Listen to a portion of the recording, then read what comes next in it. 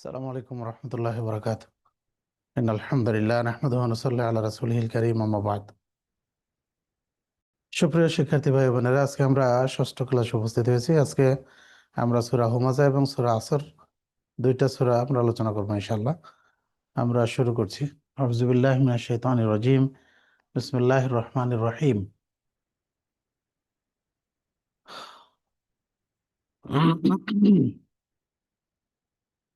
ওয়াইলুল লিকুল্লি হুমাযা ওয়াইলুল লিকুল্লি হুমাযাতিল লুমাযা আল্লাযী জামা'a মালান ওয়া 'আদ্দাদা ইয়াহসাবু আন্না মালাহু আখলাদা ইয়াহসাবু আন্না মালাহু আখলাদা কাল্লা লায়ুনবাযান্না ফিল হুতামাতি ওয়া মা আদরাকা মাল হুতামা নারুল্লাহিল মুওকাদাতুল্লাতী তাত্তালি'উ আলাল আফইদা ইন্নাহা আলাইহিম মুসাদা ফি আমাদিন মুমাদ্দাদা।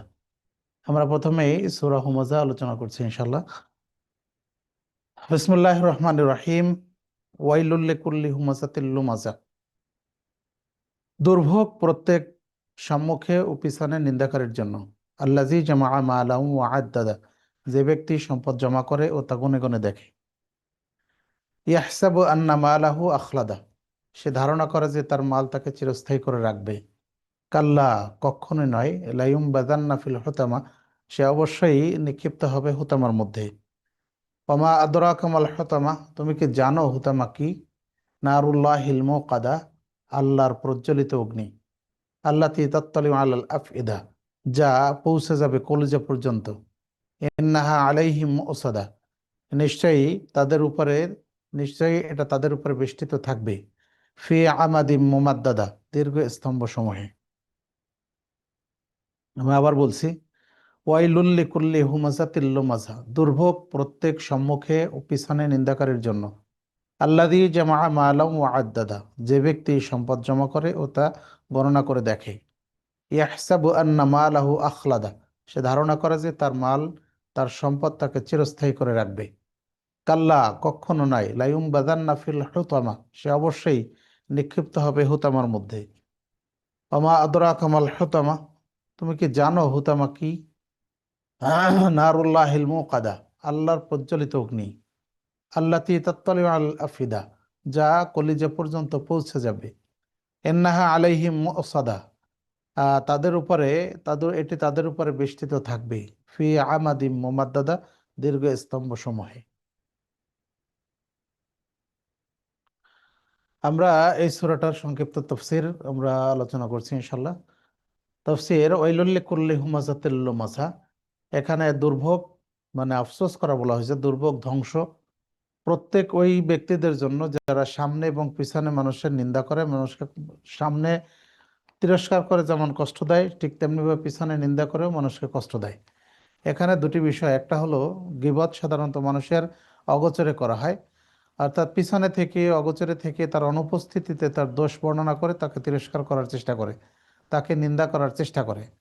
এটা হলো গীবত। রাসূলুল্লাহ সাল্লাল্লাহু আলাইহি ওয়াসাল্লাম তিনি একদিন সাহাবা একরামকে জিজ্ঞাসা করলেন, আতাদরুনা মাল গীবা, তোমরা কি জানো গীবত কাকে বলে? সাহাবা একরাম বললেন যে আল্লাহ এবং তার রাসূল ভালো জানেন। রাসূলুল্লাহ সাল্লাল্লাহু আলাইহি সাল্লাম বললেন, যিকরুকা আখাকা মা ইয়াকরাহু, তোমার ভাইয়ের এমন কোনো দোষ উল্লেখ করা যা সে অপছন্দ করে।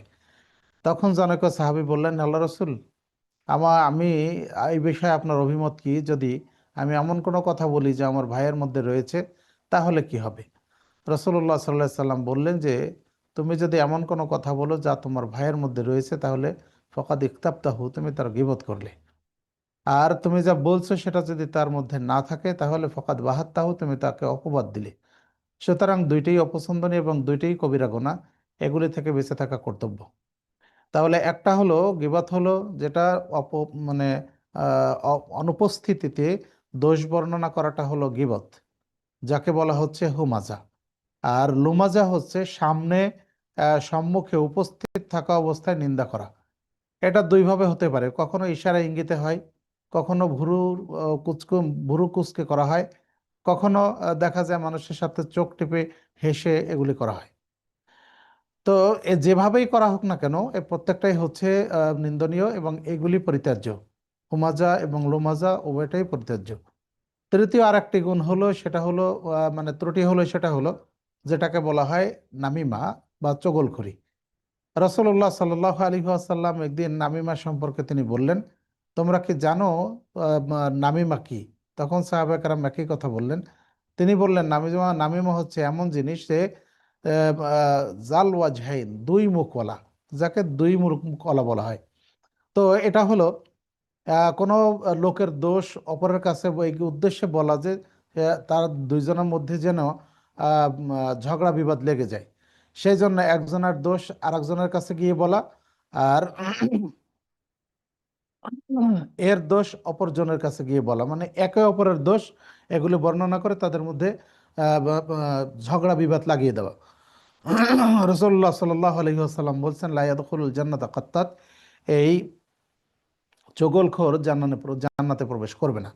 সুতরাং এই ত্রুটিগুলি মানব সমাজে যেমন রয়েছে, এগুলি দুনিয়াতে যেমন ফিতনা ফাসাদের কারণ, পরকালীন জীবনে সেটা এই সবগুলি জাহান্নামে যাওয়ার কারণ। সুতরাং এগুলি থেকে বিরত থাকার চেষ্টা করাটা আমাদের জন্য কর্তব্য। দ্বিতীয় আয়াতে বলছেন আল্লাযী জামা মালাহু মালাম ওয়া আদ্দাদা, যে ব্যক্তি সম্পদ জমা করে রাখে অতঃপর গণনা করে, মানে সম্পদ জমা জমা করছে আর গণনা করে দেখছে যে সেগুলি ঠিক আছে কিনা। তাহলে এইসব হচ্ছে ওই সমস্ত লোকদের বিষয়, যারা সাধারণত সম্পদ জমা করে কিন্তু এর কোনো জাকাত প্রদান করে না। আল্লাহ বলছেন, আল্লাযীনা ইয়াকনিজুনা আয-যাহাব ওয়াল ফিজ্জাতা ওয়ালাম ইউনফিকুনা ফি সাবিলিল্লাহি ওয়ালা ইয়ানফিকুনা ফি সাবিলিল্লাহি ফাবাশশিরহুম বিআযাবিন আলীম, যারা স্বর্ণ রূপা এগুলি জমা করে রাখে অতঃপর তার জাকা আল্লাহর রাস্তায় তা খরচ করে না, তাহলে তাদেরকে তুমি কঠিন যন্ত্রণাদায়ক আযাবের সুসংবাদ প্রদান করো। আমরা জানি যে কোনো ভালো কাজের সুসংবাদ হয়, খারাপ কাজের দুঃসংবাদ হয়, কিন্তু আল্লাহ রাব্বুল আলামিন এখানে তিরস্কার অর্থে তাদেরকে আযাবের শাস্তির সুসংবাদের কথা বলেছেন তিরস্কারের জন্য। তো ওই সমস্ত ব্যক্তি যারা সম্পদ জমা করে রাখে কিন্তু কৃপণতার কারণে সেটা নিজে যেমন ভক্ষণ করতে পারে না, ঠিক তেমনিভাবে সে কাউকে দানও করে না। সর্বোপরি সম্পদ জমা করার পরে তার উপরে যে জাকাত, এই গচ্ছিত সম্পদের যে জাকাত হওয়া দরকার, জাকাত দেওয়া দরকার, সেটাও সে প্রদান করে না। সুতরাং তাদের কথাই আল্লাহ রাব্বুল আলামিন বলছেন যে যারা সম্পদ জমা করে অতঃপর গণনা করে রাখে, ইয়াহসাবু আন্না মালাহু আখলাদা, সে ধারণা করে যে তার সম্পদ তাকে চিরস্থায়ী করে রাখবে। মানে সম্পদ জমা করে এবং মনে করে যে এই সম্পদ তার কখনো শেষ হবে না, আর এই সম্পদের মাধ্যমেই সে অমরত্ব লাভ করবে, এই সম্পদই তাকে চিরস্থায়ী করে রাখবে।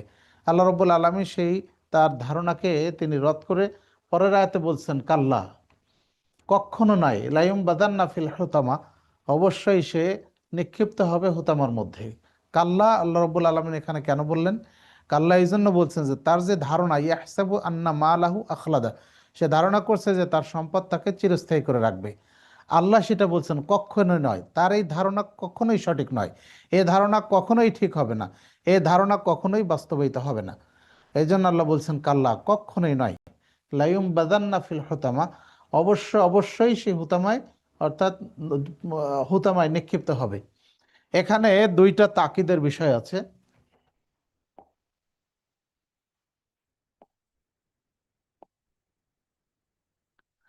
দেখেন এখানে একটা লাম আছে, এই লামটা একটা তাকিদ এবং নুনটা একটা তাকিদের জন্য এসেছে, ডাবল তাকিদ, লাইম বাদান্না ফিল হুতামা। এখানে এই লাম একটা তাকিদের জন্য, নুন একটা তাকিদের জন্য, ডাবল তাকিদ দিয়ে আল্লাহ এটার গুরুত্ব বোঝাচ্ছেন যে অবশ্যই সে কিন্তু হুতামায় নিক্ষিপ্ত হবে। এই দুইটা তাকিদ নিয়ে এসে আল্লাহ রাব্বুল আলামিন মানে দুইটা তাকিদ নিয়ে এসে এর নিশ্চয়তা এবং এর গুরুত্ব বোঝানোর জন্য নিয়ে এসেছেন, দুইটা ডাবল ডাবল তাকিদ। এরপর বলছেন যে অবশ্যই সে হুতামায় নিক্ষিপ্ত হবে। এরপর আল্লাহ নিজেই প্রশ্ন করেছেন,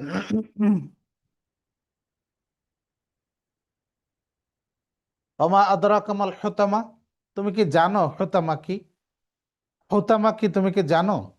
আল্লাহ রাব্বুল আলামিন এরপর উত্তর দিচ্ছেন, নারুল্লাহিল মুকাদ্দা, সেটা হচ্ছে আল্লাহর প্রজ্বলিত অগ্নি। আমরা জানি জাহান্নামের অনেকগুলি নাম আছে, একটা হলো নার, জাহিম, সাকার, হাফেরা, হোতামা, এইভাবে জাহান্নামের 8টা নাম আছে। এই হোতামা জাহান্নামের অন্যতম নাম, হলো প্রজ্বলিত অগ্নি, যাতে আগুন দাউ দাউ করে প্রজ্বলিত হয়ে আছে, সেই জাহান্নামের নাম হচ্ছে হোতামা।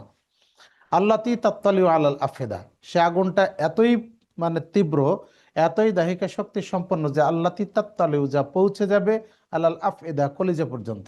এই আগুন মানে এমন কোনো আগুন নয় যে যা যেখানে লাগবে শুধু সেটুক পুড়িয়ে দেবে, বরং আগুন দেহ ভেদ করে একেবারে ভিতর পর্যন্ত চলে যাবে, একবারে কলিজা পুড়িয়ে দেবে।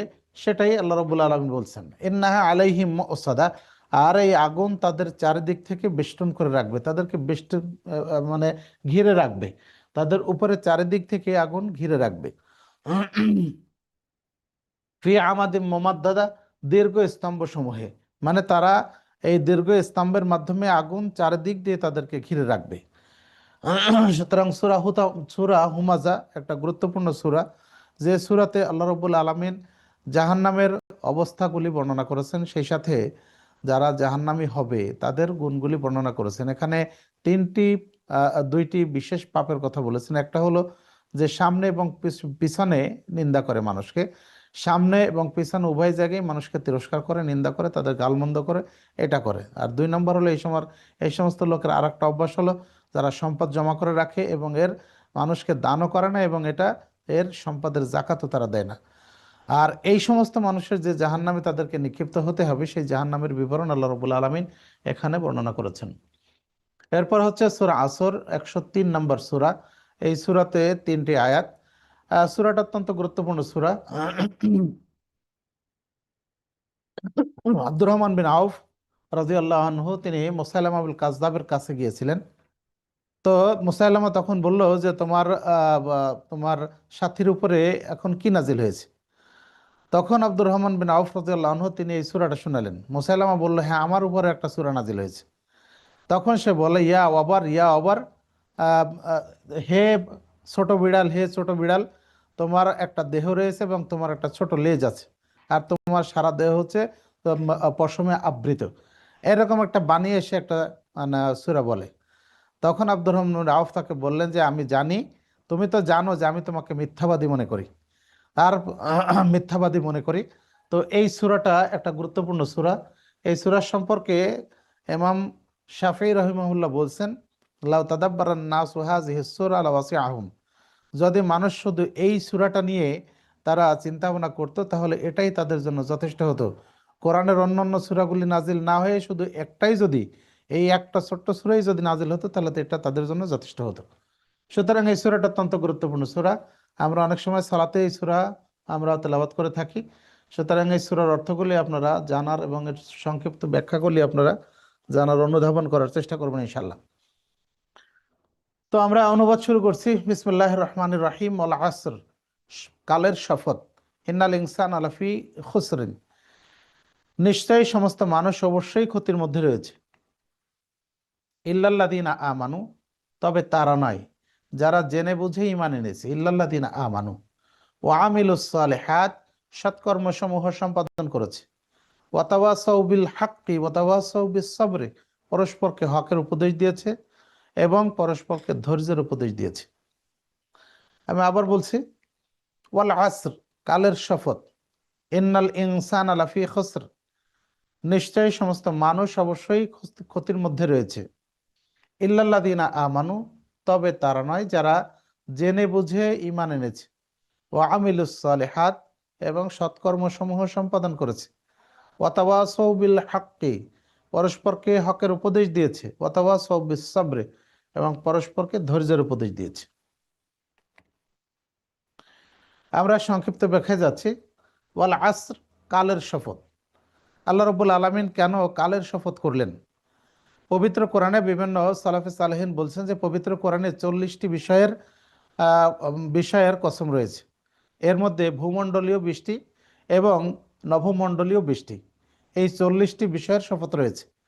আল্লাহ রাব্বুল আলামিন এখানে সময়ের কসম করেছেন। কেন মানে আল্লাহ সময়ের শপথ করলেন? সময় অত্যন্ত গুরুত্বপূর্ণ বিষয়। আমরা জানি যে মানুষের হায়াত নির্ধারিত, এবং মানুষ তার এই হায়াত নিঃশেষ হওয়ার মাধ্যমে সে পরকালের দিকে দ্রুত বেগে ধাবিত হচ্ছে। যদি এটাকে একটা উদাহরণ দেওয়া যায় তাহলে আমরা বলি যে আলোর গতি হচ্ছে প্রতি সেকেন্ডে 1,86,000 মাইল বা 3,00,000 কিলোমিটার। তাহলে এই 3,00,000 কিলোমিটার বেগে প্রত্যেকটি মানুষ যখন তার জীবনের একটা মিনিট শেষ হয়ে যায়, যখন মানে প্রত্যেকটি মুহূর্ত এইভাবে শেষ হয়ে যাওয়ার মাধ্যমে সে আলোর চলার গতিবেগে সে পরকালের দিকে ধাবিত হচ্ছে। সুতরাং মানুষের জীবনের এই সময় হচ্ছে অত্যন্ত গুরুত্বপূর্ণ। হাসান বসরি রহিমহুল্লাহ তিনি বলছেন, ইয়া আইয়ুহান নাস ইন্নাকুম মাজমুউনা মিন আইয়ামিন, হে জনগণ, তুমি কতগুলি দিনের সমষ্টি। ফাইজা জাহাবা ইয়াউমুন, সুতরাং যখন একটা দিন চলে যায়, জাহাবা বাউজুক, তোমার জীবনের একটা অংশ চলে যায়। তাহলে এই গুরুত্বপূর্ণ বিষয়টাকে বোঝানোর জন্য আল্লাহ রাব্বুল আলামিন এই সময়ের শপথ করেছেন। আবু হাতেম রাজি রহিমহুল্লাহ তিনি তার তাফসিরে একটা ঘটনা উল্লেখ করেছেন। তিনি বলছেন, জানাকুস সালাফে সালেহিন তিনি ওয়াল আসর এর ব্যাখ্যা খুঁজতে গিয়ে আল্লাহ রাব্বুল আলামিন কেন আসরের শপথ করলেন, এটা তিনি খুঁজতে খুঁজতে তিনি পেরেশান হয়ে গেলেন। একসময় তিনি বাজার গিয়ে দেখলেন যে একজন বরফ বিক্রেতা, সে বরফ বিক্রি করছে আর সে বলছে, ইয়া আইয়ুহান নাস ইরহামু মাইয়াযুব্বু রাসু মালিহি, হে জনগণ, তুমি ওই ওই লোকের উপরে তুমি দয়া করো প্রতি মুহূর্তে যার পুঁজি শেষ হয়ে যাচ্ছে। তখন তিনি বললেন, হ্যাঁ, আমি আসরের ব্যাখ্যা পেয়ে গেছি। মানুষের বরফ বিক্রেতার পুঁজি যেমন শেষ হয়ে যায় বরফ গলে গিয়ে, ঠিক তেমনিভাবে মানুষের জীবনের সময় যখন চলে যায় তখন মানুষের মূল্যবান জিনিসও চলে যায়।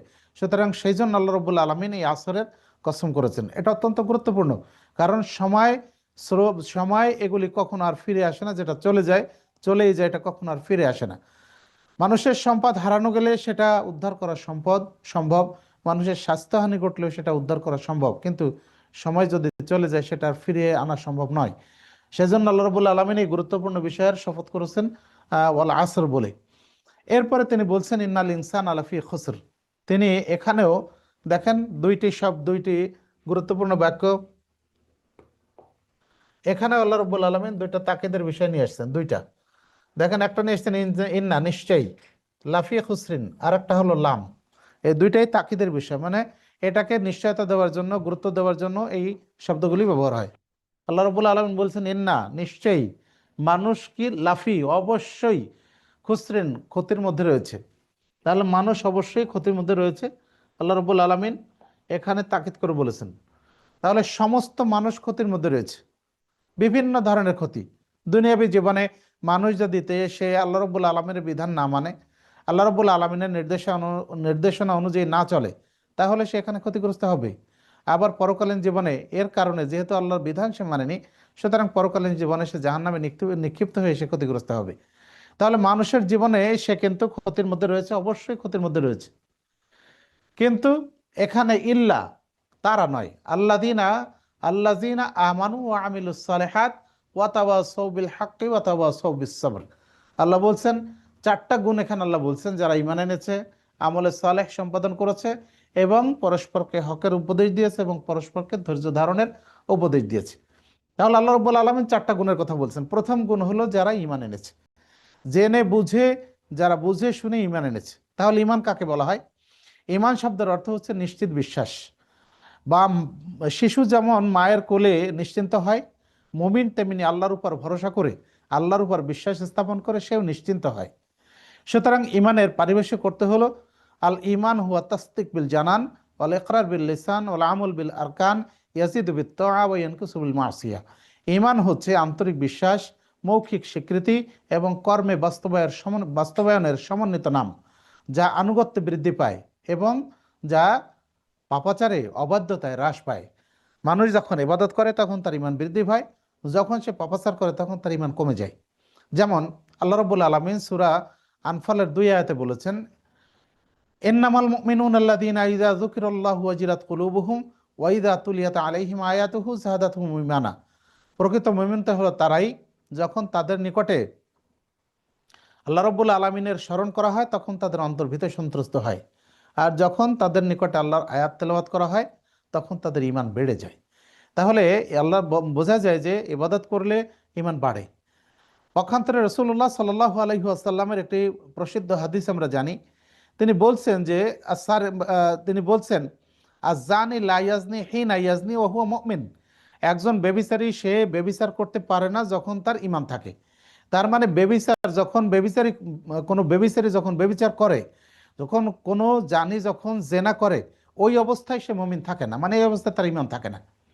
এরপরে পর্যায়ক্রমে রাসূলুল্লাহ সাল্লাল্লাহু আলাইহি সাল্লাম বলছেন, কোনো চোর যখন চুরি করে সেই চুরি করার সময় তার ঈমান থাকে না, কোনো ডাকাত যখন ডাকাতি করে ওই অবস্থায় তার ঈমান থাকে না।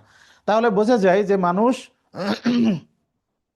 যখন কোনো পাপাচার করে তখন তার ঈমানটা থাকে না, তখন তার ঈমান দুর্বল হয়ে যায় কিংবা তার ঈমান চলে যায়। সুতরাং ঈমান আনুগত্যে বৃদ্ধি পায় আর ঈমান পাপাচারে হ্রাস পায়, কমে যায়। সুতরাং এখানে ঈমান এই এই ঈমানের অর্থ হচ্ছে যে আন্তরিক বিশ্বাস, মৌখিক স্বীকৃতি এবং কর্মে বাস্তবায়নের সমন্বিত নাম। এই তিনটার সমন্বিত নাম হচ্ছে ঈমান। খারেজিদের নিকটে তিনটে ঈমানের মৌলিক বিষয়, অর্থাৎ আন্তরিক বিশ্বাস, মৌখিক স্বীকৃতি এবং কর্ম, এই তিনটাই হচ্ছে তাদের কাছে মৌলিক। এ কারণে তারা মনে করে কবিরা গুনাহগার সে চিরস্থায়ী জাহান্নামী, তার সম্পদ ছিনিয়ে নেওয়া এটা বৈধ এবং তার রক্ত হালাল, এবং তাকে তারা কাফের মনে করে। পক্ষান্তরে মুরজিয়াদের নিকটে ঈমান হচ্ছে কেবল মৌখিক স্বীকৃতি এবং আহ, আহ, আহ, অন্তরের আহ, অন্তরে বিশ্বাস পোষণের নাম। আন্তরিক বিশ্বাস এবং মৌখিক স্বীকৃতি এই দুইটার নাম। সুতরাং কর্মের সেখানে কোনো ব্যাপার নাই। ফলে তাদের নিকটে জিবরিলের ঈমান এবং আবু বকর রাদিয়াল্লাহু আনহুর ঈমানের মধ্যে কোনো পার্থক্য নাই, দুইজনের ঈমানই সমান। আবার আবু বকর ঈমান আর সাধারণ মানুষের ঈমানের মধ্যে কোনো পার্থক্য নাই, কারণ ঈমান তাদের নিকটে যৌগিক, এটার কম বেশি হয় না, এটার হ্রাস বৃদ্ধি হয় না। মুরজিয়াদের নিকটে ঈমান, কিন্তু আহলে সুন্নাহ ওয়াল জামাত তথা আহলে হাদিসদের নিকটে ঈমান হচ্ছে আন্তরিক বিশ্বাস, মৌখিক স্বীকৃতি এবং কর্মে বাস্তবায়নের সমন্বিত নাম। প্রথম দুইটা হচ্ছে মূল এবং আমল হচ্ছে শাখা। সুতরাং আমলের মাধ্যমে একজন মানুষের ঈমান পরিপূর্ণতা লাভ করে। সুতরাং ঈমান ছাড়া, আন্তরিক বিশ্বাস, মৌখিক স্বীকৃতি, ঈমান ছাড়া যেমন আমলের কোনো দাম নাই, ঠিক তেমনিভাবে শুধু মৌখিক স্বীকৃতি এবং আন্তরিক বিশ্বাস সেটা যদি আমলহীন হয় তাহলে সেটারও মূল্য থাকে না। এই জন্য তিনটির সমন্বিত নাম হচ্ছে ঈমান। এ কারণে আহলে হাদিসদের নিকটে বা আহলে সুন্নাত ওয়াল জামাতের নিকটে যদি কোনো কবিরা গুনাহগার হয় তাহলে কবিরা গুনাহগার সে পূর্ণ মুমিন নয়, তবে সে কাফের নয়। সে পাপাচারী মুমিন, অর্থাৎ ফাসেক মুমিন, সে পাপী মুমিন, কিন্তু সে চিরস্থায়ী জাহান্নামী নয়। যদি সে তওবা করে মারাও যায় তারপর সে চিরস্থায়ী নাই, চিরস্থায়ী জাহান্নামী নয়। কারণ তার ঈমানের কারণে তার এই পাপ পরিমাণ শাস্তি ভোগ করার পরে সে একসময় জান্নাতে প্রবেশ করবে। এটা হলো প্রকৃত ঈমান। ঈমান ঈমানের 6টি বিষয় আছে, যেমন আমরা ঈমানে মুফাসসাল আমরা বলে থাকি আমানতু বিল্লাহি ওয়া মালাইকাতিহি ওয়া কুতুবিহি ওয়া রাসূলিহি ওয়াল ইয়াউমিল আখির ওয়াল কদরি খাইরিহি ওয়া শাররিহি মিনাল্লাহি তাআলা। এই 6টি বিষয় হচ্ছে ঈমানের রুকন। এই 6টি বিষয় যখন থাকবে তখন ঈমান পরিপূর্ণতা লাভ করবে। 2 নম্বর বিষয় হচ্ছে আমলে সালেহ ওয়া আমিলুস সালিহাত, যারা আমলে সালেহ সম্পাদন করেছে। তাহলে আমলে সালেহ কাকে বলা হয়? কোনো মানুষের আমলে সালেহ হওয়ার জন্য বা কোনো মানুষের কাজটা এইটা সৎ আমল হওয়ার জন্য সেখানে মৌলিকভাবে কোরআন এবং সহিহ হাদিস সমর্থিত আমল হতে হবে, তাহলে এটা আমলে সালেহ হবে। আল্লাহ এবং আল্লাহ রসুল করতে বলেছেন, এটা যদি নির্দেশনা থাকে এবং আকীদা যদি সহিহ থাকে তাহলে সেটা আমলে সালেহ হবে। অর্থাৎ এক্ষেত্রে 3টি শর্ত আছে। একটা হলো আকীদা সহিহ হওয়া এবং আল্লাহ এবং আল্লাহ রসুলের নির্দেশনা থাকা এবং তরিকা সহিহ হওয়া। এই 3টি জিনিস যদি থাকে, পদ্ধতি সহিহ হয়, তাহলে তাকে আমলে সালেহ বলা হবে। আর যদি এই 3টি জিনিস অনুপস্থিত থাকে তাহলে তাকে আমলে সালেহ বলা হবে না, তাকে আমলে তালেহ বলা হবে, বদ আমল বলা হবে, বেদাত বলা হবে বা অন্য কিছু বলা হবে। তাহলে আমলে সালেহ বলা হয় যা শরীয়ত অনুযায়ী সম্পাদিত হয়। যেমন হাফিজ ইবনে কাসির রহিমাহুল্লাহ বলছেন, আল আমালুস সালেহাতু আল্লাতি ইউতাবিকুশ শরিয়া। আমলে সালেহ হচ্ছে ওই জিনিস যা শরীয়ত মোতাবেক সম্পাদিত হয়। তাহলে আমলে সালেহ হতে হলে সেটা শরীয়ত অনুযায়ী সম্পাদিত হতে হবে। আল্লাহ রাব্বুল আলামিন বলছেন, ইন্নাল্লাযীনা আমানু ওয়া আমিলুস সালিহাত কানাত লাহুম জান্নাতুল ফিরদাউসি নুজুলা। যারা ঈমান এনেছে এবং সৎকর্মসমূহ সম্পাদন করেছে, জান্নাতুল ফিরদাউসে তাদের জন্য আপ্যায়নের ব্যবস্থা আছে। সুতরাং আমলে সালেহ করলে পরকালীন জীবনে নাজাত পাওয়া যায়, আমলে সালেহ করলে পরকালীন জীবনে জান্নাতে যাওয়া যায়। এখন এই আমলে সালেহ কবুল হওয়ার জন্য 3টি শর্ত। এক নাম্বার শর্ত হলো যে আমলে সালেহ হওয়ার জন্য, কবুল হওয়ার জন্য কেবল ইখলাসুলিল্লাহ হতে হবে। আল্লাহ রাব্বুল আলামিনের জন্য আমলটা খালেসভাবে সম্পাদিত হতে হবে। সুতরাং আমল যদি অন্য কারো জন্য করা হয়, কোনো লোক দেখানোর জন্য করা হয়, সমাজের জন্য করা হয়, অথবা অন্য কোনো উদ্দেশ্যে করা হয়, তাহলে এটা আমলে সালেহ হবে না, এটা আল্লাহর কাছে কবুল হবে না। 2 নম্বর হলো আমলে সালেহ রাসূল সাল্লাল্লাহু আলাইহি ওয়াসাল্লামের তরিকায় হতে হবে। আয়েশা রাদিয়াল্লাহু আনহা থেকে বর্ণিত, তিনি বলেন, মান আমিলা আমালান লাইসা আলাইহি আমরুনা ফাহুয়া রাদ। যে ব্যক্তি এমন কোনো কাজ করলো যে বিষয়ে আমাদের কোনো অনুমোদন নেই, আমাদের কোনো সমর্থন নেই, সে আমলটা পরিত্যাজ্য। সহিহ মুসলিম 1718 নম্বর হাদিস। তাহলে আমল রাসূল সাল্লাল্লাহু আলাইহি ওয়াসাল্লামের তরিকায় যদি হয় তাহলে আমল কবুল হবে, যদি রাসূলের তরিকায় না হয় তাহলে আমল কবুল হবে না। সুতরাং আমল কবুল হওয়ার জন্য এই 2টি মৌলিক শর্ত। তৃতীয় শর্ত হলো আমাদের উপার্জন হালাল হতে হবে। যদি উপার্জন হালাল না হয় তাহলে আমল কবুল হয় না। রাসূলুল্লাহ সাল্লাল্লাহু আলাইহি সাল্লাম বলছেন, আল্লাহ তাইয়্যিব লা ইয়াকবালু ইল্লা তাইয়্যিবা, আল্লাহ পবিত্র, তিনি পবিত্র ছাড়া কোনো কিছু গ্রহণ করেন না। সুতরাং আমল কবুল হওয়ার জন্য আমাদেরকে অবশ্যই রাসূল উপার্জন হালাল হতে হবে। এরপরের বিষয় হলো, তো তৃতীয় গুণ হচ্ছে ওয়াতাওয়াসাউ বিল হক্কে, যারা পরস্পরকে হকের দিকে আহ্বান জানায়, যারা পরস্পরকে হকের দিকে দাওয়াত দেয়, অর্থাৎ যারা আল্লাহর পথে মানুষকে ডাকে।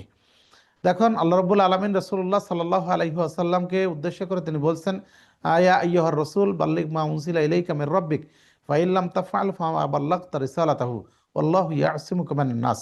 হে রসুল, তোমার নিকটে তোমার রবের পক্ষ থেকে যা নাজিল হয়েছে সেটা তুমি পৌঁছে দাও। যদি তুমি এই কাজটা না করো তাহলে তুমি রিসালাতের দায়িত্ব পালন করলে না, আর আল্লাহ রাব্বুল আলামিন তোমাকে মানুষের হাত থেকে, মানুষ থেকে রক্ষা করবেন। তাহলে রসুলের প্রতি আল্লাহ রাব্বুল আলামিন ধমক দিয়ে এবং তাকে নির্দেশনা দিচ্ছেন যে তুমি মানুষের কাছে এটা পৌঁছে দাও।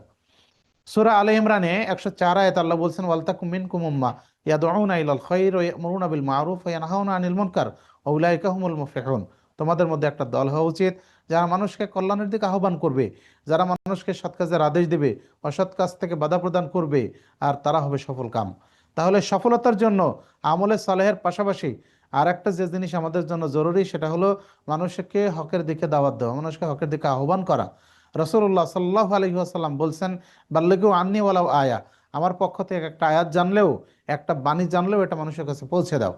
তাহলে এই পৌঁছে দেওয়ার দায়িত্ব উম্মতে মুহাম্মদ হিসাবে আপনি, আমি সবাইকে পালন করতে হবে। আমাদের সবার জন্য দায়িত্ব হলো মানুষকে হকের দাওয়াত দেওয়া।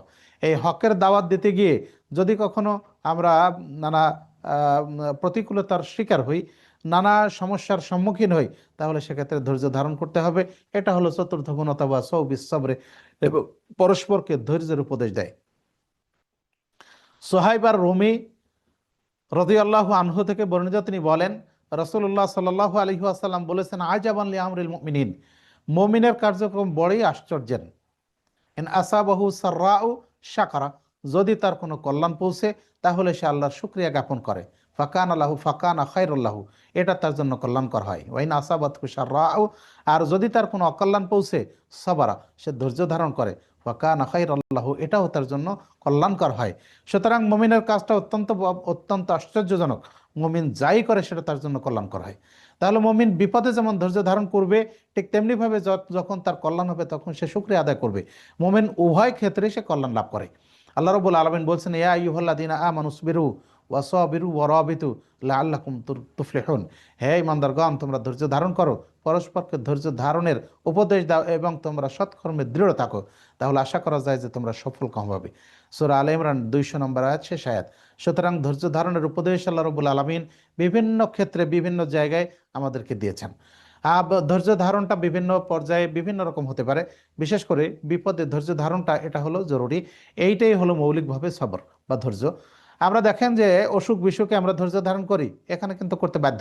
এখানে আপনার আমার কিন্তু এই অসুখ বিসুখ চাইলেই, ইচ্ছা করলে এটাকে আমরা দূরীভূত করতে পারি না। অনুরূপভাবে কোনো বিপদ আপদ যখন আমাদের কাছে আসে, আমাদের উপরে আসে, তখন কিন্তু বাধ্য হয়ে আমাদেরকে ধৈর্য ধারণ করতে হয়। সুতরাং এইসব ক্ষেত্রে আমরা ধৈর্য ধারণ করে আল্লাহর উপর ভরসা করে আমরা অবশ্যই আমরা কল্যাণের পথে থাকার, আল্লাহর উপর সন্তুষ্ট থাকার আমরা চেষ্টা করব। রাসূলুল্লাহ সাল্লাল্লাহু আলাইহি ওয়াসাল্লাম, তাকে প্রশ্ন করা হলো, আল্লাহ রসুল, দুনিয়াতে সবচেয়ে বিপদগ্রস্ত কারা? তিনি বললেন, সবচেয়ে বিপদগ্রস্ত হচ্ছেন নবীগণ, তারপরে তাদের নিকটবর্তীগণ, তারপরে তাদের নিকটবর্তীগণ। তাহলে যারা দিনদারিতে, যারা পরহেজগারিতা, ইবাদত বন্দিগিতে যারা যত বেশি অগ্রগামী, বিপদ আপদ তাদের উপর তত বেশি আসে। এরপর রাসূল সাল্লাল্লাহু আলাইহি সাল্লাম বললেন, যে ব্যক্তি তার উপর আপদে বিপদে ধৈর্য ধারণ করবে, আল্লাহ রাব্বুল আলামিন তার উপর সন্তুষ্ট হবেন। আর যে ব্যক্তি তার উপর আপদে বিপদে সে অধৈর্য হবে, আল্লাহ তার প্রতি অধৈর্য মানে অসন্তুষ্ট হবেন। সুতরাং আমরা এই ধৈর্য ধারণের মাধ্যমে আমরা চেষ্টা করব নিজেরা পরকালীন জীবনে মুক্তি লাভ করার এবং অন্যদেরকে এই ধৈর্য ধারণের উপদেশ দেওয়ার। তাতে করে এই যে 4টি গুণ সূরা আসরের আল্লাহ রাব্বুল আলামিন বলছেন শপথ করে যে সমস্ত মানুষ ক্ষতির মধ্যে নিমজ্জিত, তবে এই সমস্ত গুণ যাদের মধ্যে আছে তারা ক্ষতির মধ্যে নিমজ্জিত নয়। 1 নম্বর হলো জেনে বুঝে ঈমান আনয়ন করছে, 2 নম্বর হলো আমলে সালেহ সম্পাদন করছে, আর 3 নম্বর হলো মানুষকে হকের পথে দাওয়াত দিচ্ছে, আর 4 নম্বর হলো সে পরস্পরকে ধৈর্যের উপদেশ প্রদান করছে। এই 4টি গুণ যদি কোনো মানুষের মধ্যে থাকে তাহলে সেই মানুষ ক্ষতি থেকে মুক্তি পেয়ে যাবে, তার মুক্তিপ্রাপ্ত হবে ইনশাল্লাহ। তো আমরা এই বিষয়গুলি আমরা আন্তরিকভাবে একটু আত্মস্থ করার চেষ্টা করব এবং আমরা চেষ্টা করব এগুলি হৃদয়ঙ্গম করার। তাতে করে যখন আমরা সালাত আদায় করি, সালাতে আমাদের মনোযোগ বৃদ্ধি হবে, আমাদের একাগ্রতা বৃদ্ধি পাবে এবং সালাত আল্লাহর কাছে কবুল ও মঞ্জুর হবে ইনশাল্লাহ। আর এর মাধ্যমে আমরা পরকালীন জীবনে নাজাত পেয়ে যাবো ইনশাল্লাহ। এখন যদি আপনাদের কোনো প্রশ্ন থাকে তাহলে আমাকে বলবেন ইনশাল্লাহ।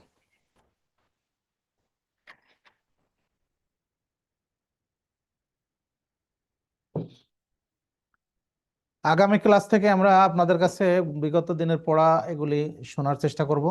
বিগত দিনের পড়া আপনারা বলবেন, আর বিগত দিনের পড়া শোনার পরে তারপরে আমরা প্রশ্নোত্তর বলবো। যেহেতু আগে আমরা আপনাদেরকে বলিনি, সেজন্য আগামী দিন থেকে বিগত দিনের পড়াগুলো আপনারা একটু চর্চা করে আসবেন, তাহলে আমরা আগে শুনবো পড়াটা, এরপরে আমরা আপনাদের প্রশ্নের উত্তর দেবো ইনশাল্লাহ।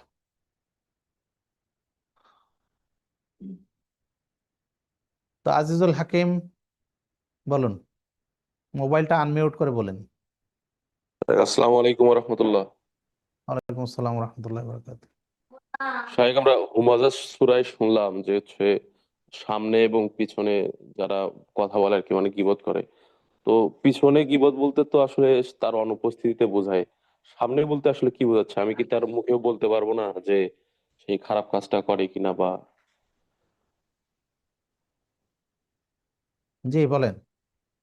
যে বলতেছিলাম যে আমি পিছনে বলতে তো আসলে ওই তো তার হচ্ছে সে অনুপস্থিতিতে আমি তার বিরুদ্ধে কিছু বলতে পারবো না এটা, কিন্তু জি, তার সামনে যে কথাটা, অর্থটা আসছে এখানে, যে আসলে সামনেও গীবত করে, ওই বিষয়টা আর কি, যদি সামনে একটু গীবত ব্যাখ্যা। করে বলতে সামনে গীবত নয়, সামনে একজন মানুষকে অপমান অপদস্থ করার জন্য জনসমক্ষে তার দোষ বর্ণনা করা। কিন্তু যদি তার সংশোধনের জন্য আমি তাকে ব্যক্তিগতভাবে বলি, তাহলে এটা দোষণীয় নয়। আমি কারো কোনো দোষ আছে, আমি তাকে বললাম যে ভাই আপনার মধ্যে এই জিনিসটা দেখলাম, এটা আমার কাছে খারাপ মনে হচ্ছে, যদি আপনি এটা সংশোধন হতেন তাহলে ভালো হতো। এটা তার সংশোধনের জন্য আমরা বলতেই পারি, এভাবে বলা যায়। কিন্তু অপমান অপদস্থ বিষয়টা সেটা তো আপনিও বলছেন যে কখন একজন মানুষ নিজেকে অপমানিত বোধ করে, যখন অন্য মানুষের সামনে তার দোষগুলি বলা হবে, তখন তো সে অবশ্যই বুঝবে যে আমাকে অপমান করছে বা আমার দোষ ত্রুটি বর্ণনা করে আমাকে তিরস্কার করছে। এই জিনিসটা, এইটা নিষেধ। কিন্তু এমনি তাকে সংশোধনের জন্য আমি তাকে বলতে পারি, এটা বলা যায়। কারণ মমিন, আল্লাহ রসুল বলছেন না, এক মমিন অপর মমিনের জন্য আয়না স্বরূপ।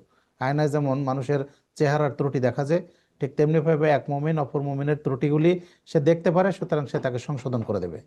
আমরা সংশোধন করে দেব, সমস্যা নেই।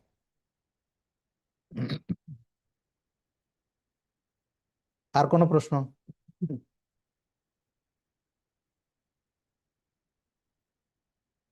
আর কারো কোনো প্রশ্ন আছে কি?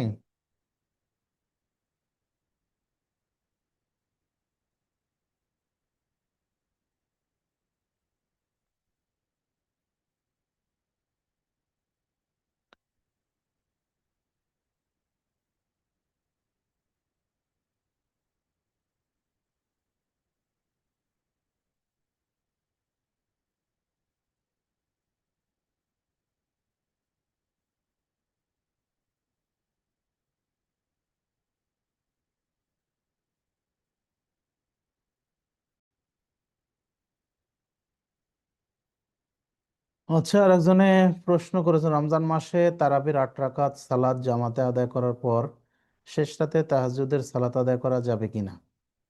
দেখুন, তাহাজ্জুদ আর তারাবি একই সালাত। আর রসুল্লাহ সাল্লাহ সাল্লাম একই সালাত 2বার আদায় করতে নিষেধ করেছেন। সুতরাং তারাবির সালাত আদায় করলে আর তাহাজ্জুদ সালাত আদায় করার প্রয়োজন থাকে না। বরং তারাবির সালাত সাহাবায়ে কেরাম যেভাবে আদায় করতেন, রাসূল সাল্লাল্লাহু আলাইহি সাল্লাম যেভাবে আদায় করতেন, সেটা হলো দীর্ঘ কেরাতে, দীর্ঘ রুকু সিজদাতে তিনি আদায় করতেন। আর এত দীর্ঘ করতেন যে এই দীর্ঘর কারণে, দীর্ঘ হওয়ার কারণে সাহাবায়ে কেরাম বলতে বাধ্য হতেন যে আমাদের সাহারি ফৌত হয়ে গেল। এইভাবে তারা তারাবির সালাত দীর্ঘ করে আদায় করতেন।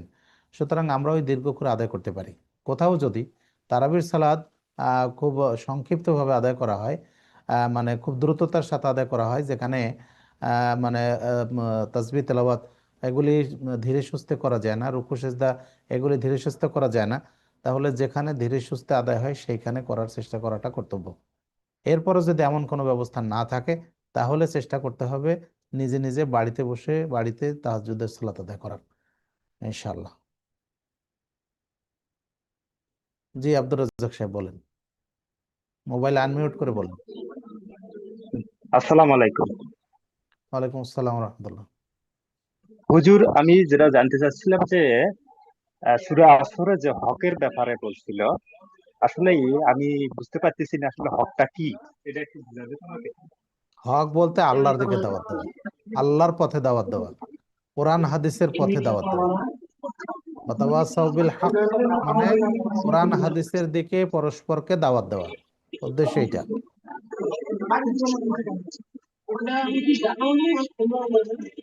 বুঝতে পারছেন? জি, আপনার ওখানে অনেক আওয়াজ শোনা যাচ্ছে। এটা একটা বাজারের সাইডে তো এই কারণে। আচ্ছা, আর কোনো প্রশ্ন? না ভাই। আচ্ছা, জাযাকাল্লাহ খাইরান।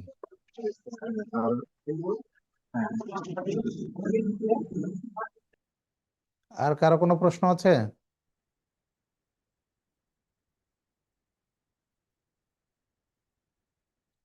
আচ্ছা, আর এক ভাই প্রশ্ন করেছেন, গোসলের পরে অজু করলে সেই অজু দিয়ে সালাত আদায় করা যাবে কি? গোসলের পূর্বে, হ্যাঁ, গোসলের পূর্বে যদি অজু করা হয় এবং এই অজু ভঙ্গের কোনো কারণ যদি না ঘটে, তাহলে সেটা দিয়ে সালাত আদায় করা যাবে, সমস্যা নেই। আর কারো কোনো প্রশ্ন আছে?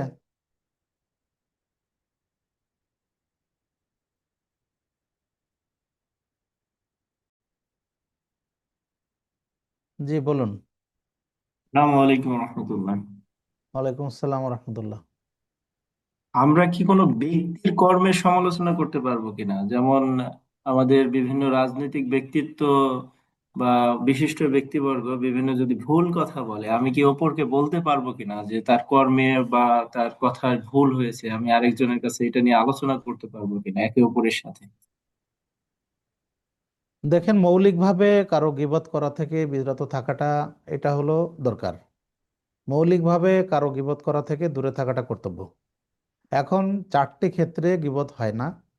এক নম্বর হলো কারো কোনো পরিচয় দেওয়ার জন্য যদি তার ত্রুটি বর্ণনা করা হয়, যেমন ধরেন যে কোনো এলাকায় একই নামের চার ব্যক্তি আছে বা একই নামের একাধিক ব্যক্তি আছে। এখন কোনো আগন্তুক এসে আপনার কাছে জিজ্ঞেস করছে যে ভাই, আমি আবদুল্লাহর বাড়িতে যাব, আবদুল্লাহর বাড়িটা কোথায়? এখন আপনি জিজ্ঞেস করলেন আমাদের গ্রামে তো আবদুল্লাহ দুই তিনজন আছে, তো আপনি কোন আবদুল্লাহর কথা বলছেন? এক আবদুল্লাহ আছে পায়ের সমস্যা, আপনি কি তার কথা বলছেন? নাকি এক আবদুল্লাহ আছে সে একটু বেটে, তার কথা বলছেন? তো এইভাবে পরিচয় দানের জন্য কারো ত্রুটি বলা যায়, এটা দর্শনীয় নয়। দুই নম্বর হলো যদি মীমাংসার ক্ষেত্রে হয়, যে মীমাংসা করার কারণে করার ক্ষেত্রে যদি সেখানে দোষ ত্রুটি বলা না হয়, তাহলে তো মীমাংসাই হবে না। কারণ সেখানে ত্রুটিটা তো উল্লেখ করতে হবে যে আমাকে এই ভুল করেছে, সে কারণে আমি এর প্রতিকার চাই, তো সেটা তো বলতে হবে। তিন নাম্বার বিষয় হলো যে এই যে হাদিসের সনদ বর্ণনা করতে গিয়ে যে সাহাবীদের যে বিভিন্ন মানে রাবীদের যে ত্রুটি বিচ্যুতি থাকে, এগুলি বর্ণনা বর্ণনা করা এগুলি বর্ণনা করা কোনো দোষের নয়, কারণ এগুলি মানুষকে সাবধান করা যে অমুকের হাদিসটা গ্রহণ করা যাবে, অমুকটা গ্রহণ করা যাবে না। আর চার নাম্বার বিষয় হলো কোনো মানুষকে অন্যের ক্ষতি থেকে সতর্ক করা। যেমন এলাকায় যদি কোনো এমন লোক থাকে যে যার মধ্যে চর্যবৃত্তি অথবা যার মধ্যে দস্যুতার মানে ত্রুটি আছে, তাহলে মানুষকে সেইগুলি থেকে সাবধান করা যায়। একইভাবে রাজনৈতিক নেতার তাকে যদি সংশোধন করার কোনো সুযোগ না থাকে, সাধারণত থাকে না, কারণ তার পর্যন্ত পৌঁছাটা আমাদের সাধারণ মানুষের জন্য অনেক কষ্টকর। জি আবার তার কোনো ত্রুটি যদি আমরা তাকে বলতে যাই, সেটাও দেখা যাবে যে সেটা আমাদের জন্য হুমকির স্বরূপ হতে পারে কোনো কোনো ক্ষেত্রে। তো সেক্ষেত্রে মানুষকে সাবধান করার জন্য যে অমুকের আমরা দেখছি যে তার মধ্যে এই বিষয়গুলি আছে, তো আমরা এই বিষয়গুলি থেকে আমরা সাবধান থাকবো, এইভাবে জনগণকে সাবধান করার জন্য বা তার ক্ষতি থেকে অন্যকে বাঁচানোর জন্য তার ত্রুটি আলোচনা করা যায়। এটাতে কি কথা হবে না ইনশাল্লাহ। জাজাকাল্লাহ খাইর।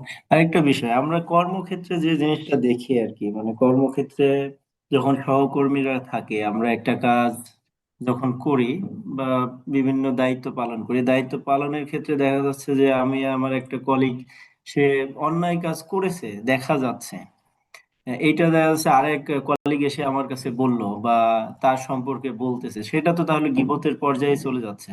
যে গীবতের পর্যায়ে চলে যাচ্ছে, তখন তাকে হুম, উপদেশ দেওয়া কর্তব্য যে ভাই, তুমি পারলে তাকে এটা সংশোধনের জন্য তাকে ব্যক্তিগতভাবে বলে দাও। আর যদি হুম, তার পক্ষে সম্ভব না হয়, আপনার সুযোগ থাকে, তাহলে আপনি বরং ঠিক আছে আমি তাকে বলছি যাতে সে সংশোধন হয়ে যায়, আপনি তাকে সংশোধন করার চেষ্টা করবেন, তাহলে সওয়াব পেয়ে যাবেন ইনশাল্লাহ। ইনশাআল্লাহ। ধন্যবাদ। আসসালামু আলাইকুম ওয়া জি, ওয়েলকাম। রাহমাতুল্লাহ। ওয়ালাইকুম আসসালাম।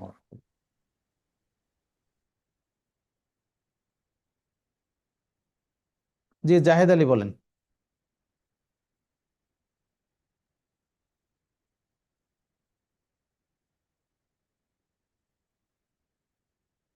জাহেদ আলী বলেন।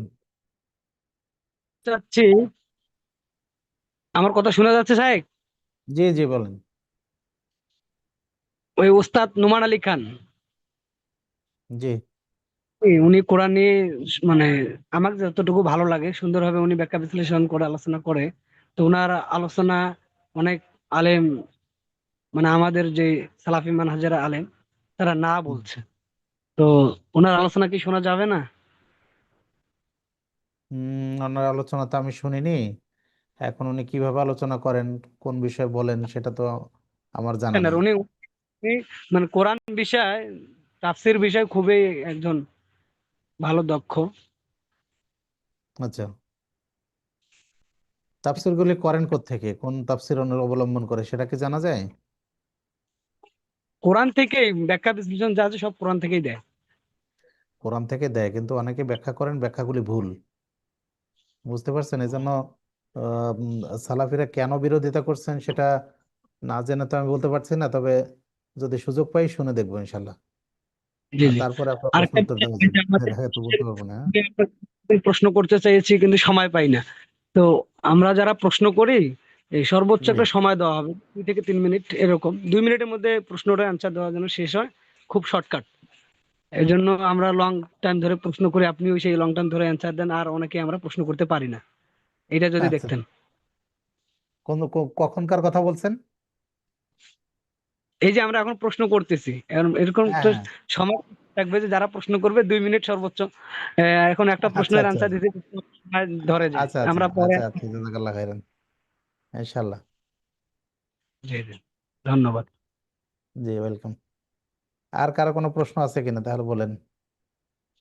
হ্যান্ড রাইজ করলে বুঝতে পারবো, আমি তাকে নক করবো ইনশাল্লাহ।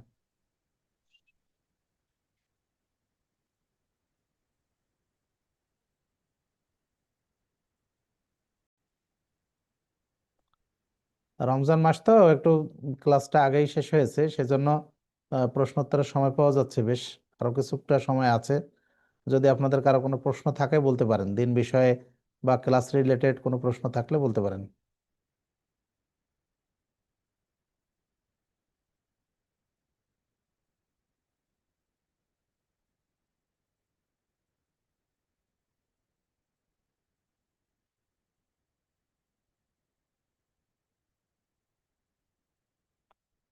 আচ্ছা, আপনাদের না থাকলে আমি আপনাদের কিছু বিষয়ে স্মরণ করাই দেব। সেটা হলো এই, বর্তমানে রমজান মাস, আর রমজান মাসে আমরা সবাই তাসবিহ তেলাওয়াতের চেষ্টা করি বেশি বেশি। আবার অনেকে দেখা যায় যে এমন কোনো কাজে ব্যস্ত থাকেন যেগুলি কাজ আসলে একজন সিয়াম পালনকারীর জন্য সমীচীন নয়। তো সেক্ষেত্রে আমরা আপনাদেরকে অনুরোধ করব, সেটা হলো এই, যে রমজান মাসে আপনারা যারা ভর্তি হয়েছেন দিন শিক্ষার জন্য, আলহামদুলিল্লাহ আপনাদের সবাইকে আহলান সাহলান। আর আপনাদের এই আগ্রহ, আপনাদের এগুলি আল্লাহ কবুল করুন, আমরা এই দোয়া করছি। সেই সাথে এগুলি যথাযথ ফায়দা হাসিল করার জন্য আপনারা রমজান মাসে এই তাফসিরগুলি বিশেষ করে পড়বেন। যদি তাফসির গুলি পড়া যায় তাহলে দেখা যাবে একদিকে আপনার সওয়াবও হবে, অন্যদিকে অন্যদিকে আপনি কোরআন অনুধাবনের জন্য চেষ্টা করার কারণে এই যে ক্লাসগুলি করছেন সেগুলি যথাযথ ফলাফল ইনশাল্লাহ পেয়ে যাবেন। আর এই মাসে দেখা যায় অনেকেই বিভিন্নভাবে গেমসে যুক্ত থাকেন, অনেকেই দেখা যায় বিভিন্ন মোবাইল ব্রাউজ করার ক্ষেত্রে যুক্ত থাকেন। এইসব ক্ষেত্রে আমরা অনুরোধ করব যে যত সময় আপনি প্রয়োজনীয় মোবাইল ব্যবহার করছেন করেন, কিন্তু যখন আপনার এই মোবাইল ইউজ করার প্রয়োজন হয় না, বিনা কারণে এমনিতেই ইন্টারনেটে বা কোথাও পড়ে আছেন, এগুলি না থেকে বরং সেই সময়টা আপনি তাসবিহ তেলাওয়াতে ব্যয় করতে পারেন। আপনি দুই কালাম মানে দুই দু পৃষ্ঠা কোরআন তেলাওয়াত করতে পারেন। আপনি হয়তো 100 বার 200 বার আপনি সুবহানাল্লাহ আলহামদুলিল্লাহ ওয়ালা ইলাহা ইল্লাল্লাহু আল্লাহু আকবার এটা পড়তে পারেন। আপনি হয়তো কোনো দুইটা হাদিস এটা অনুবাদ সহ পড়তে পারেন। আপনি হয়তো একটা আয়াত মুখস্থ করতে পারেন। এইভাবে রমজান মাসের সময়গুলি যেন আমরা ইবাদতে কাটাই, আমরা যখন অনর্থক কাজে আমরা ব্যয় না করি। সেই সাথে আমরা যারা চাকরি বাকরি করি, আমরা যারা ব্যবসা বাণিজ্য করি, তারা এই কাজ তো করতেই হবে, কিন্তু এর ফাঁকে ফাঁকে সময় যদি পাওয়া যায় তাহলে সেখানে কিছু তাসবিহ তেলাওয়াত করা এবং একটু কোরআন তেলাওয়াত করার এটা চেষ্টা করাটা আমাদের জন্য কর্তব্য। আমরা সবাই চেষ্টা করব, বিশেষত রমজান মাসটা যেন আমাদের ইবাদতে কাটে, রমজান মাসটা যেন আমরা আল্লাহর সন্তুষ্টিমূলক কাজে আমরা কাটাতে পারি, আমরা যেন এখানে কোনো গুনাহের কাজে লিপ্ত না হই, সেই বিষয়টা অবশ্যই খেয়াল রাখা কর্তব্য। জি, জাহেদ আলী সাহেব আবার কি বলতে চাচ্ছেন বলেন। শাহেক, আমি লেখাপড়ার পাশাপাশি একটি আহ ব্যবসার সাথে জড়িত। জি, তো আমার দোকানে অনেক প্রোডাক্ট আছে, যেমন সাবান, তারপরে পেস্ট, এগুলোর মধ্যে নানান প্রোডাক্টের মধ্যে ছবি আছে। এখন তাতে কোনো দর্শনীয় এরকম যদি বলতেন। দেখুন এটা আপনার নিজের নয়। যদি কোম্পানি, আপনি যে কোম্পানির প্রোডাক্ট সেল করেন তাদেরকে কি জি অনুরোধ জি। করলে তারা কি ছবি বাদ দিবে? আপনার না না। বলার কথা আপনি বলতে পারেন, বাদ দিলে দিল, না দিলে না দিল, সেটাতে আপনার কিছু যায় আসে না, বরং আপনি যে বললেন সেজন্য আপনি সওয়াব পেয়ে যাবেন। তো আচ্ছা, চেষ্টা করে এটা দেখতে এটা পারেন। এটা আমার কোনো গুনাহ হবে না তো? হাদিসে তো এসেছে যে না না, যে সেটাই বলছি এরপরে যদি ওটা থাকে আপনি চেষ্টা করবেন ওটা সাধ্যমতো ঢেকে রাখার, আপনার গুনাহ হবে না ইনশাল্লাহ। এটা তো আপনার নিজের বিষয় না। যদি প্রোডাক্ট আপনি নিজে তৈরি করতেন তাহলে সেক্ষেত্রে আমরা বলতাম যে প্রোডাক্টের গায়ে কোনো ছবি, কোনো প্রাণীর মানে মূর্তি এগুলো ব্যবহার করবেন না ইনশাল্লাহ। জি ইনশাআল্লাহ, জাযাকাল্লাহ খাইরান। আপনার গুনাহ হবে না ইনশাল্লাহ। জি, বারাকাল্লাহ ফিক। আর কারো কোনো প্রশ্ন আছে?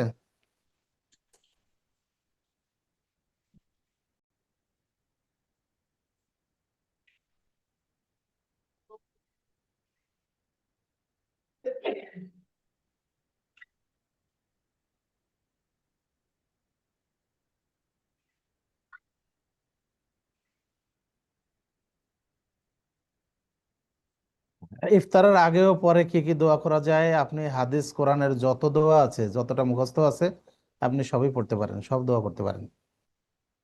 ইফতারের আগে বিশেষ করে সিয়াম অবস্থায় দোয়া কবুল হয়। আল্লাহ রসুল বলছেন 3 ব্যক্তির দোয়া আল্লাহ ফিরিয়ে দেন না, তার মধ্যে সায়েমের দোয়া আল্লাহ কবুল করেন, সায়েমের দোয়া আল্লাহ ফিরিয়ে দেন না। আপনি সারাদিন যখনই সালাত আদায় করেন, যখনই তেলাওয়াত করেন, তখনই আপনি দোয়া করতে পারেন, সমস্যা নেই। কিভাবে গীবত থেকে বাঁচা যায়? মহিলাদের সাথে তারা গীবত শুরু করলে কি কি করা যায়? গীবত থেকে বাঁচার জন্য সর্বোপরি নিজেকে বাঁচিয়ে রাখা দরকার। আপনার আগে আগে নিজের দোষ ত্রুটি কি আছে সেইগুলি সংশোধন করার চেষ্টা করা দরকার। যখনই অন্যের মধ্যে আপনি কোনো দোষ দেখবেন তখনই মনে করবেন যে এটা আমার মধ্যে আছে কিনা, বা আমি দোষ ত্রুটি মুক্ত কিনা। রাসূলুল্লাহ সাল্লাল্লাহু আলাইহি সাল্লাম বলছেন যে অনেক মানুষের মধ্যে এমন আছে যে নিজের মধ্যে অপরের খড়কুটাও দেখতে পায়, কিন্তু নিজের মধ্যে গাছের গুড়ি, নিজের চোখে গাছের গুড়ি পড়ে সেটাও দেখতে পায় না, মানে নিজের বড় ত্রুটি রেখে অপরের ত্রুটির সমালোচনা করে। তাহলে সবচেয়ে উত্তম পন্থা হলো যে নিজের দোষ ত্রুটি কি আছে সেটা নিয়ে নিজেকে আলোচনা করা, আর অপরের দোষ ত্রুটি এড়িয়ে যাওয়া।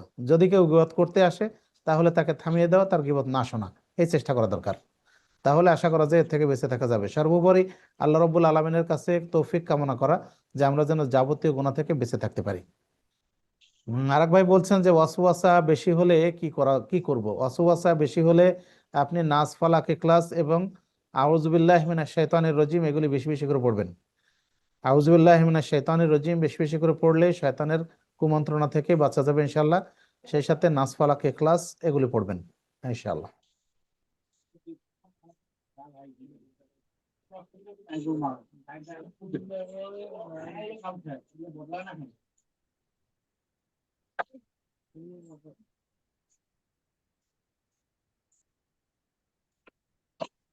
আর কারো কোনো প্রশ্ন?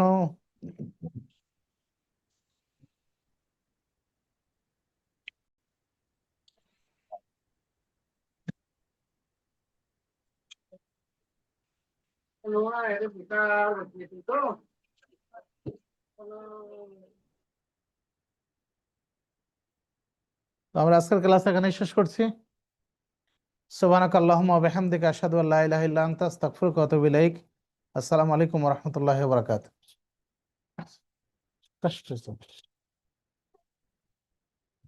আসসালামু আলাইকুম রহমতুল্লাহ। আমাদের পরবর্তী ক্লাসটা শেখ শরীফুল ইসলাম মাদানী স্যারের ছিল, কিন্তু উনি একটা প্রোগ্রামে থাকার কারণে ক্লাসটা নিতে পারছেন না। আহ, আজকে আমাদের একটা ক্লাসে থাকছে, পরবর্তীতে এই সময় এই ক্লাসটা আবার রিকভার করা হবে ইনশাআল্লাহ। সবাইকে অসংখ্য ধন্যবাদ। সুবহানাকাল্লাহুম্মা ওয়া বিহামদিকা আশহাদু আল্লা ইলাহা ইল্লা আনতা আস্তাগফিরুকা ওয়া আতুবু ইলাইক। আসসালামু আলাইকুম ওয়া রাহমাতুল্লাহি ওয়া বারাকাতুহু। স্যার তাহলে 3 তারিখে কিন্তু প্রোগ্রাম ফাইনাল, হ্যাঁ? 3 তারিখে ফাইনাল। জি। আমার 2 তারিখ থেকে 2 তারিখে আসতে